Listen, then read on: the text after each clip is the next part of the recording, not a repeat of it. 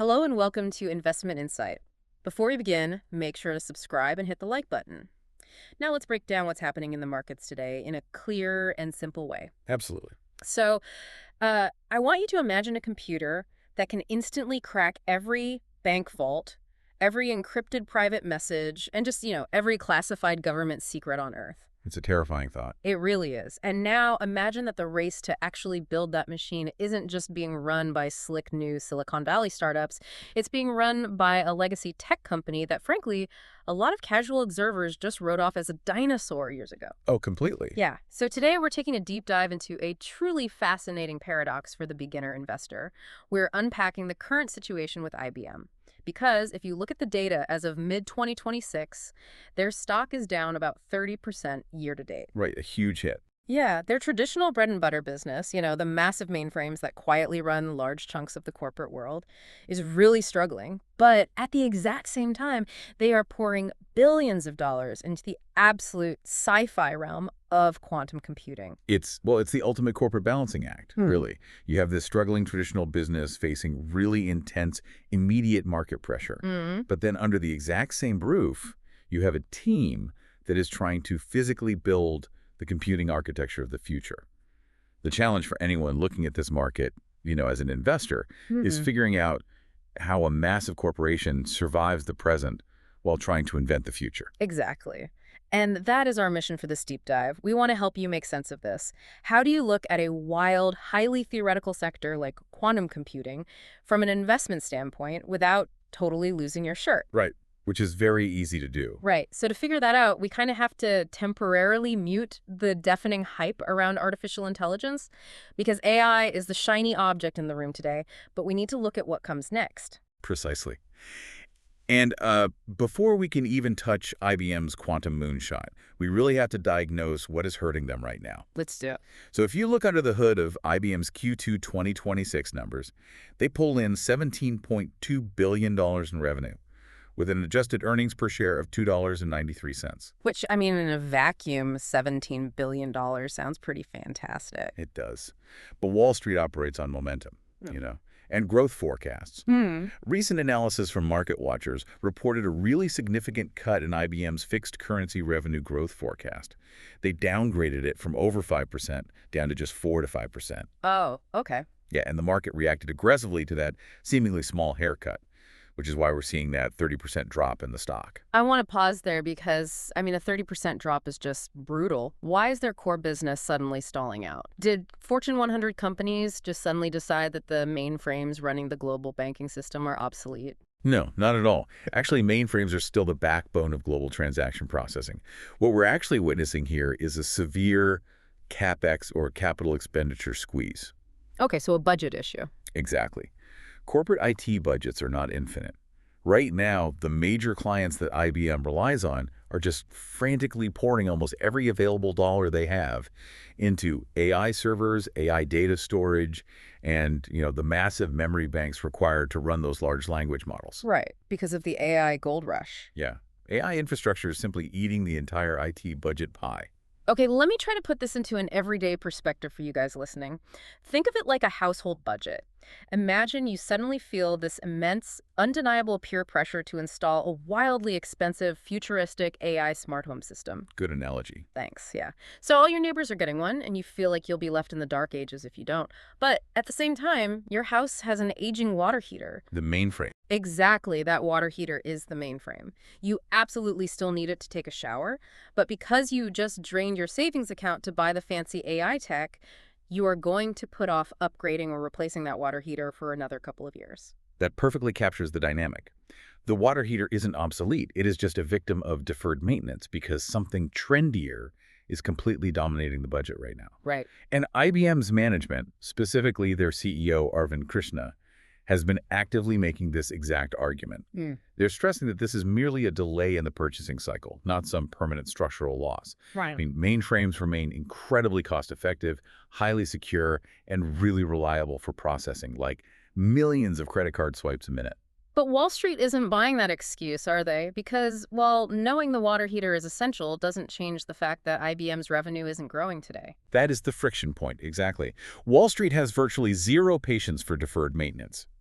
The argument that your product is, cheap and reliable completely loses its luster when AI is the sole driver of corporate spending. Yeah, investors just don't care. Right. They see the delay in those mainframe purchases, and they immediately penalize the company's short-term valuation. So IBM is trapped. They're being punished for the AI budget squeeze, which means they can't just sit around waiting for the water heater market to bounce back. They basically have to leapfrog AI entirely to get their groove back. Right. So how exactly are they planning to do that? By betting the farm on quantum computing. Yeah. But, and this is the key part, they aren't just doing research anymore. They are pivoting to industrial scale. Oh, wow. Okay. Yeah, a massive indicator of this shift happened in July 2026 when IBM acquired HRL Laboratories. Yeah. Now, HRL is an advanced research facility previously co-owned by Boeing and General Motors. Wait, Boeing and GM, those are heavy manufacturing and aerospace giants. Why on earth is a computer company buying a lab from car and plane manufacturers?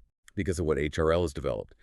It signals a fundamental shift in how we approach quantum technology.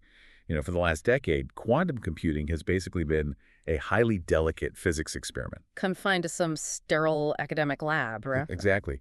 But IBM's acquisition of HRL is an attempt to turn quantum computing into a standard manufacturing problem. Yeah. HRL brings a highly specific technology called silicon spin qubits. Silicon spin qubits. Okay, you have to break that down for me. Why does the word silicon matter so much here? Well, think about how standard computer chips are made today. We have massive, highly optimized semiconductor foundries across the globe that just churn out silicon chips for our smartphones and laptops by the billions. Up until recently, building a quantum computer required really exotic materials and bizarre, highly customized setups that just couldn't be scaled easily. But silicon spin qubits utilize the properties of standard silicon. Oh, so you can use the same factories? Yes.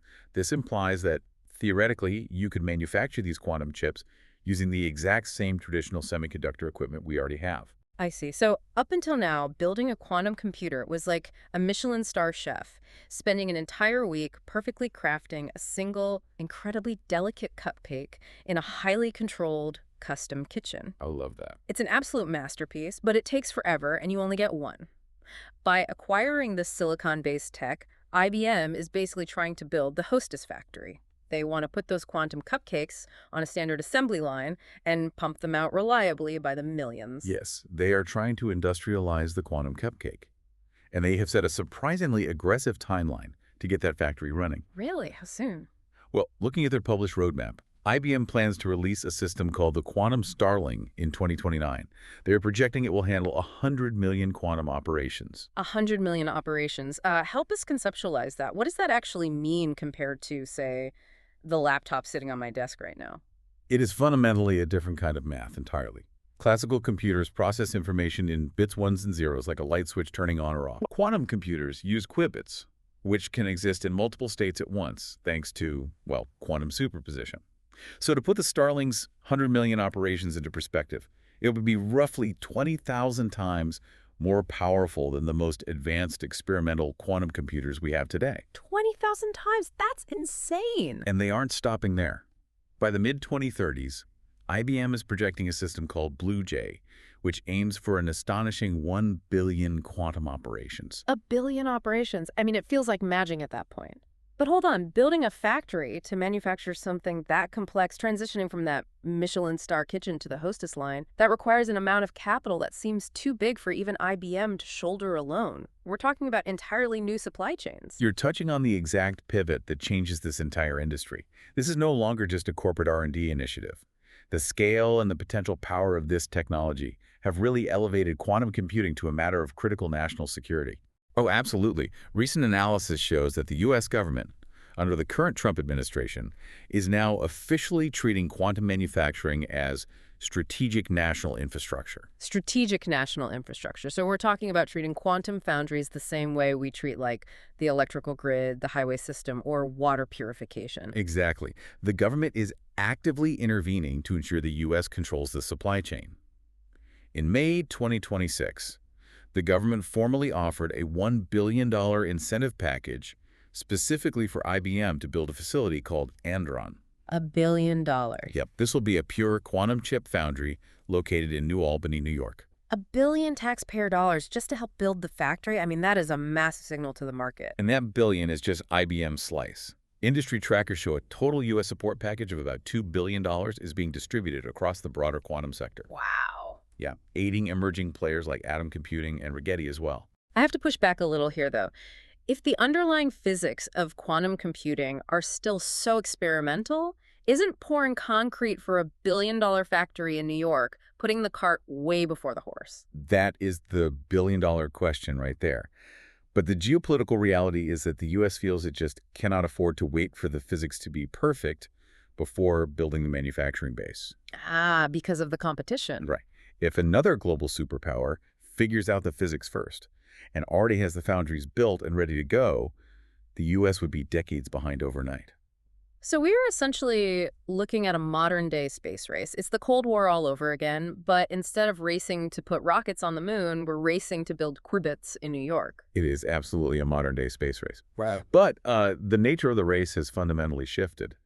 5 years ago, it was a theoretical race who had the smartest physicists and the best math on a chalkboard. Right. Today, it is an engineering and logistics race. Who can build the supply chain? Who can manufacture the components at scale without defects?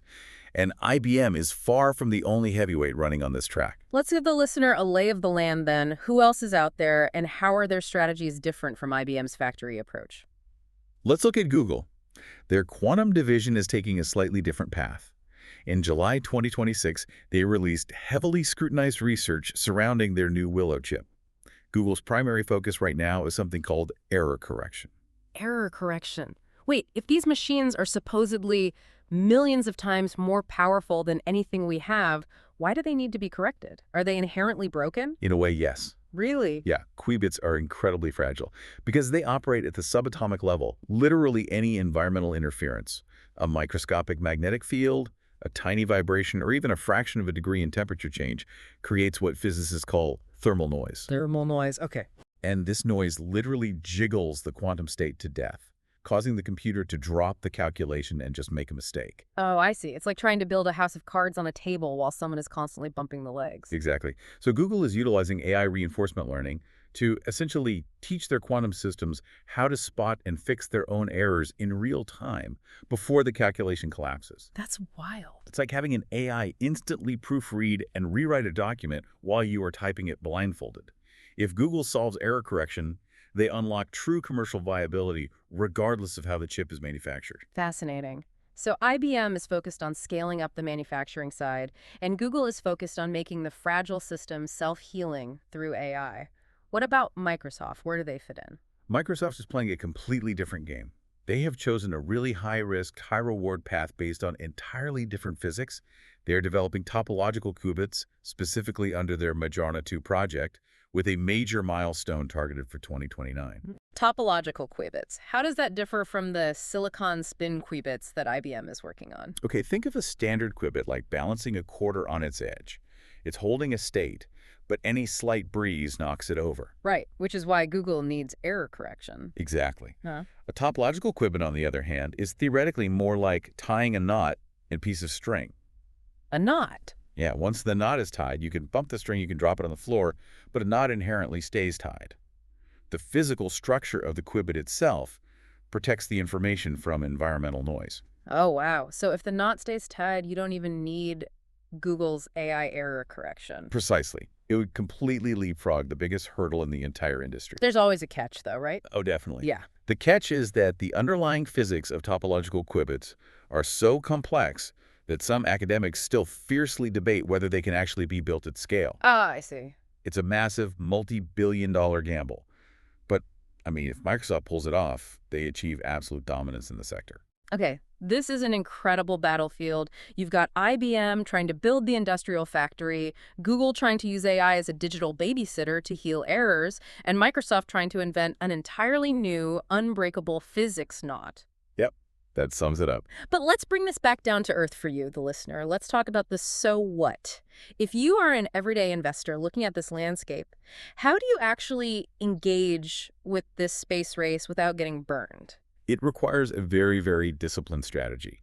According to recent analysis, the most effective way for an investor to look at the quantum sector is to basically divide it into two very distinct buckets. All right, let's open bucket one. What's in there? Bucket one is what we can call the big tech day jobs. This includes the titans we just discussed, IBM, Google, and Microsoft. Investing in this bucket means you are buying shares in a massive, highly diversified enterprise IT company that just happens to have a quantum lottery ticket attached to it. I see. Because even if Microsoft's massive topological knot gamble is a total failure and they burn billions on it, they are still going to sell millions of Office 365 subscriptions and Xbox consoles tomorrow. The underlying business acts as a safety net. Exactly. If IBM's 2029 timeline gets delayed, they still have their consulting business, their cloud services, and yes, those trusty mainframe water heaters generating massive cash flow. Right.